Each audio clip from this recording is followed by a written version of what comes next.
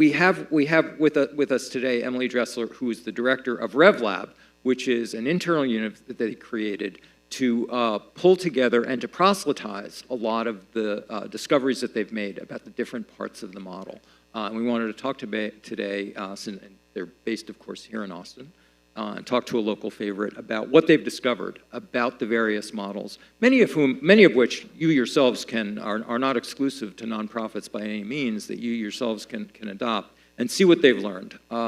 Emily, first of all, tell us, sort of bring everybody up to speed on what it means to have a nonprofit news organization, what that means in terms of how that's different in terms of the revenue streams that are or are not available to you, and how it works that's maybe different from a traditional news organization. Well, can everyone hear me? Is that good? I can't see you because it's so bright up here. But yeah. So, Steve, thank you for having me. Again, I thought there would be about 2 or 3 people in the room, so it's great to see you all. I would say that the distinction between for-profit and nonprofit when we're talking about local, state, and regional media is flattening.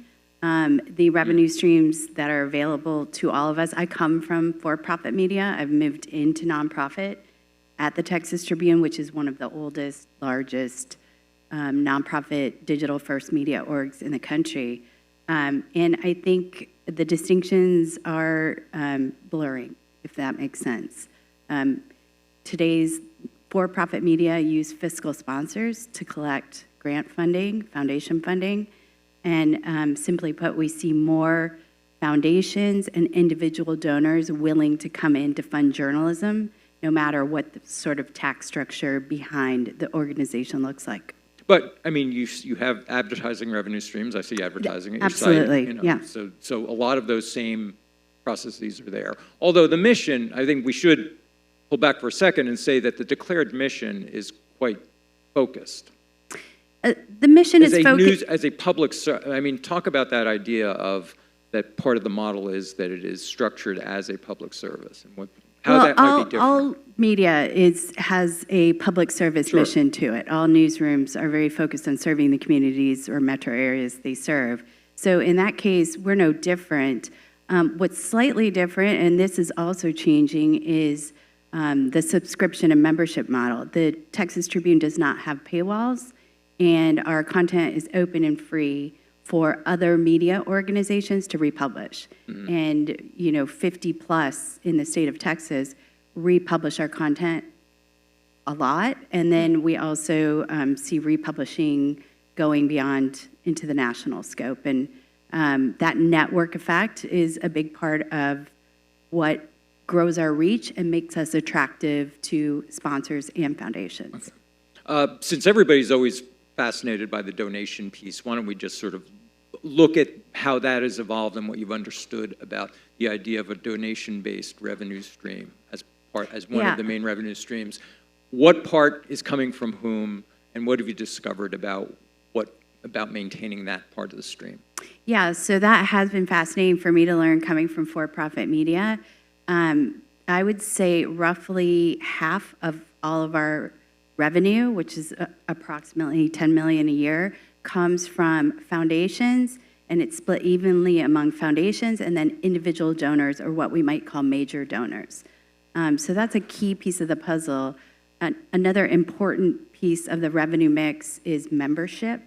That is definitely a smaller slice of the pie when you look at overall revenue, but it's really important because those 10,000 people, whether they're giving $5 a year or $500, they're really supporting us, and that helps us tell a story to a larger foundation or a large donor. That's the message they want to hear. So the actual revenue coming from those individual memberships and individual smaller donations, they're not necessarily really what's driving the revenue so much as driving the cause that can help drive higher up the funnel of there's revenue. Smaller dollar amounts, but they make the case. They're really important to us because those are our most engaged readers. Now, speaking of readers, one of the things that we talked about preparing for this was the survey that you did of readers, especially I think it was right after coming out of COVID. And let's dig into that research a little bit and what you discovered and how that was important towards some of the revenue models that you were pursuing. Yeah, I'm glad David from Betches mentioned audience work. All news media orgs in the country experienced growth in audience during the pandemic and COVID, and a lot of us simply stopped doing the audience work that we used to do annually or every other year. I think it was late last year, we embarked on a really comprehensive audience survey to understand. We knew our audience had grown. What we didn't know was who they were, how they reflected the state of Texas, et cetera. So we worked with a professional research firm and learned more about why our audience engages with the Texas Tribune, but really importantly, who was not at that table and where we under-indexed with the demographics of Texas, which is younger, which is Latino. We're under-indexing there, and how do we reach them? In the session we just had, which I'm so glad I was here for, a lot of those sentiments, YouTube, podcasting, new platforms, is something I think we're going to have to experiment with in the future. Are there other insights about news usage and other aspects of your audience's relationship to the brand that you discovered from this research? You know, one of the biggest ones for me, and this is what I call the duh moment, was with our engaged users versus Texas news consumers overall, the importance of search and social for getting to our news. And we all know that search and social is an important way of reaching our potential future audience. We just didn't realize how much we need to spend time, not just to support our mission and reaching all Texans, but to future-proof our business. How is this changing, or do you think it will change? And also, I want to go back to the donation piece, too, and the membership piece. The ways in which you message and package the donation and the membership offer. Yeah, so there's a couple different things. Right now, the RevLab was started to field all the many questions that come into the Texas Tribune every day on how do we become the Texas Tribune? How do we find a revenue model that is diverse as yours? So we get together with news groups from all over the country, and all of us struggle with what is our membership messaging. And I would say it's just a matter of experimenting what works in our community, what resonates. But that is separate and unique from how we might message to a major donor or a corporate sponsor who's more interested in, number one, our large reach, and then number two, the alignment with policy issues like you heard before, you know, whether it's mental health or education or whatever resonates. So there's a lot of uniqueness when it comes to those different segments. Are there particular things and aspects both on the larger donor side but also on the individual member side when it comes to packaging and offers and perks that have been especially effective for you? You know, what we say overall is that membership, the benefits don't matter very much. And I think maybe they do. So those canvas tote bags don't do anything I mean, for you. Okay. They do a little. What we were just talking about the other day was matching seems to work. So if you have a larger donor willing to create a match, it creates an incentive for those smaller donors to pull out their wallets and say, okay, well, you know, my money can stretch further. I'm going to go ahead and go for it. So I think matching is probably an incentive that works, and you know, probably exclusive or event access is something we're experimenting with as well. So you mentioned that you have a lot of other nonprofits who come to you because of the diversity of your mix. So let's talk about the diversity of the revenue mix. Maybe in order, what are the various tributaries here? So there's 5 major revenue streams, and I've kind of walked you through that. It's large donors or major donors, it's foundation support, and then it's corporate sponsorships or advertising and events. And then we have the smaller slice being membership. Those events and corporate sponsorships are really linked together. We don't sell corporate sponsorship packages without putting together a custom package where it's events, it's newsletters, it's site branding, all of the above. I want to talk about newsletters. Yeah. What role do newsletters have? How many do you have? What have you found out about the portfolio? Are they paid newsletters or free? Tell us about that format, because that has become such a hot and interesting piece of distribution and monetization. Yeah, it's a really good question, and I know all of our friends in publishing are rethinking our newsletter strategies and taking fresh looks at our portfolio. At the Tribune, we've put together a graduate student team to do some data analysis. We have 18 newsletters or email offerings. Those are great sales opportunities, but we need to go back and understand what the workflow is on each, what the publishing cadence is. Are they organized by topic, by columnist, by what drives the identity of each They of are the organized by newsletters? topic. And let me give you an example of something we're sort of digging into right now. We have a daily newsletter that we've given a lot of attention to in growing its audience. We now have over 60,000 daily subscribers. It has good open rates. It's always sponsored. And then we have a paid premium product, on the other hand, which has about 500 members. Both of those bring in the same amount of revenue. And that's something, we put focus in one area and less in another. And, just comparing them side by side, we see they bring in the same amount of annual revenue. So that's something we need to go through our entire portfolio and take a look at. And I know we're not alone in rethinking our email strategy. What makes it premium? It's a paid premium product, and it's an insider look at what happens here at the state capitol. Okay. The open rates are amazing. It's always got a sponsor, but we haven't done a lot of work in audience development per se. Do you see your newsletters as a discrete publishing platform, or do you see them as a traffic driver to the site? And how does that compare, say, to the SEO and SEM? Yeah, that's a really good question. I think we all used to see newsletters as a driver to the site, and now we see them as distinct products and maybe a distinct product suite. So at the Tribune, we think of our products as our site and our stories, but also our events and our newsletters. And they are all bound by the same journalism, but it's a product suite that appeals to different corporate sponsors. Let's roll into events, because that's become a very big piece, and you guys have gotten a lot of press because of your events. I think most of you are actually, without knowing that that this was a Trib event, you probably have heard of some of the news that came out of their event. So why don't you describe it's TribFest, right? It was TribFest. It was a couple of weeks ago here in Austin. A couple of weeks ago, you made some news, but it's something that you guys have been doing regularly, because TribFest, one of its calling points is that it really has a very good reputation in the field of journalism, and as a result has been able to attract some very high-profile speakers. Yeah, I would say this year was the most high-profile speaker lineup. It hasn't happened in a couple years, so that could be why.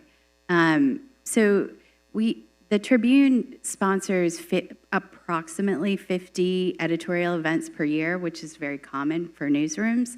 What's a little bit different is once a year, we bring together newsmakers for a weekend-long TribFest, where we're speaking with newsmakers. We have folks, with tents out on Congress Street, with other, smaller speakers. We have book signings. It's a South by Southwest, but for newsmakers. That's something as news media that we can do. We can pull together newsmakers because of our brand. We can ask questions that are relevant, and it turns out we can draw a crowd. And why don't you drop names? Who do you have at this one that made news? Well, our biggest newsmaker, I think, was Liz Cheney, who wrapped up the festival, and the festival was opened by Pete Buttigieg. Ted Cruz and Hillary Clinton were also here. Let me just say there was a lot of Secret Service everywhere in Austin. They were everywhere. Now, and we talked about this, and I want to know how you answered all of the other journalists and other news organizations that came to you say, we can't do this? Oh, We yeah. can't get these people, we can't get Hillary Clinton, and we can't get Ted Cruz and Liz Cheney. What can we learn from this? There was something about TribFest, your brand, that was able to attract these people and to do something that maybe the Times couldn't have done, maybe the New Yorker couldn't have even done. Yeah, you're right. So what can other news organizations learn from this? Is this really portable to somebody else? Yeah, you're exactly right. Maybe it is lightning in a bottle. It's Austin. It's Evan Smith, who's the co-founder and CEO, who's a wonderful interviewer. And yeah, the fact that people want to come and spend some time in Austin with us, I don't know, but we did have several local and statewide media brands here at the festival this year, and a lot of them did say, we can't do this.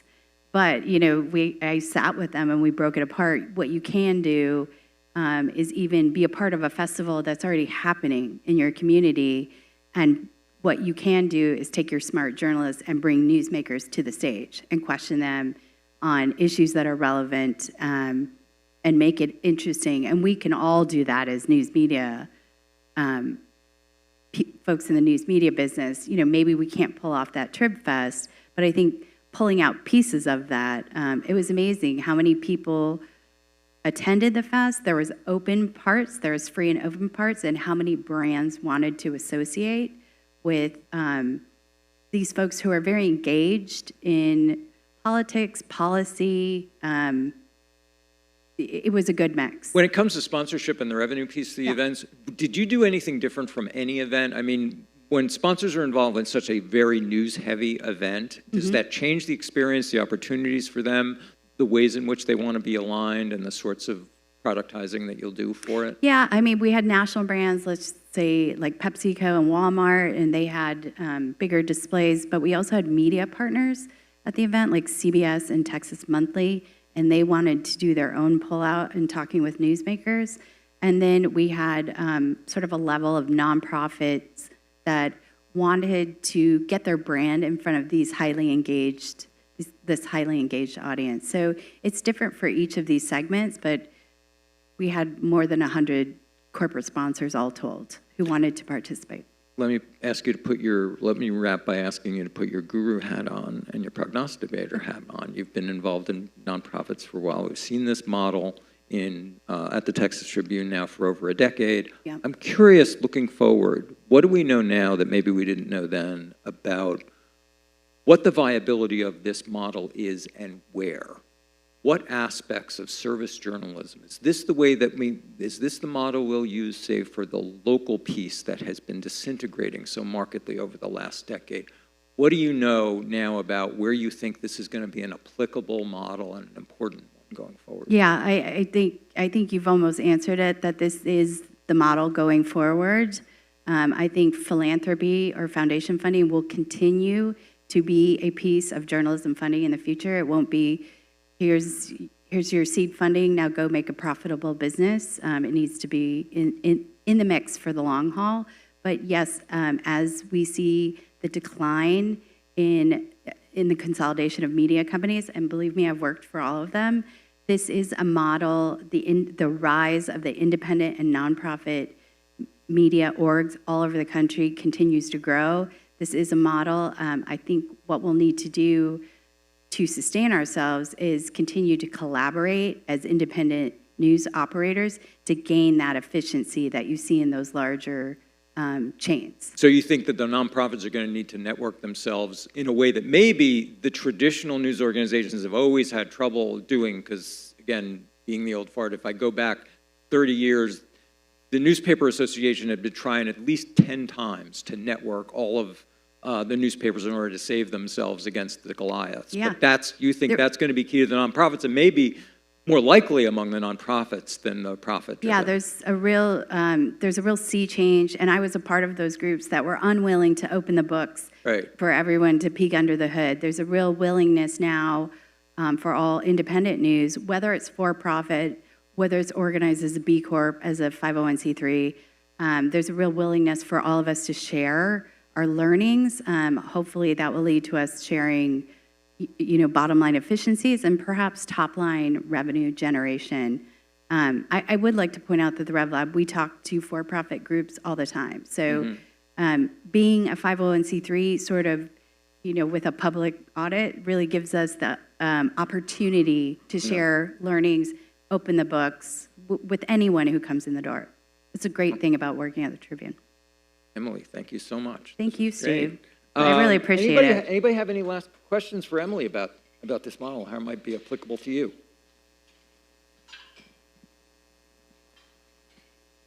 Okay. Thanks for coming to Austin. Emily, thank y'all. you so much.